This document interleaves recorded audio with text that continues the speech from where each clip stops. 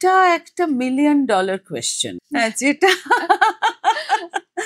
শুভমাস্তু যা যা ভাবেনি করবে, ওই ওপর থেকে তাই তাই আমাদের করতে হয়েছে।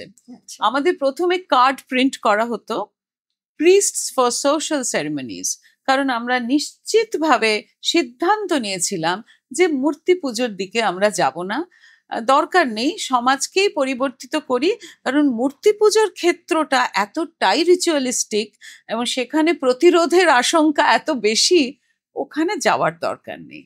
ঠিক তাই হলো, দুর্গাপূজা আমরা করতে বাধ্য হলাম। ওই সিনেমাটা তৈরি হলো, ব্রহ্মা জানেন গোপন কম্মটি, এবং সেই সিনেমা দেখার পরে ৬৬ পল্লী অনুপ্রাণিত হয়ে গেল, ওরা বলল করতেই হবে দুর্গাপুজো।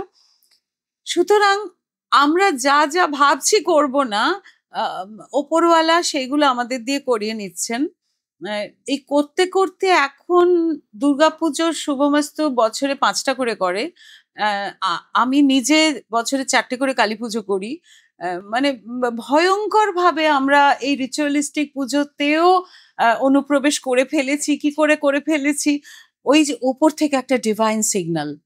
সুতরাং সেই ডিভাইন সিগন্যাল আর কি আমাদের দিয়ে করাবেন আমরা কিন্তু জানি না।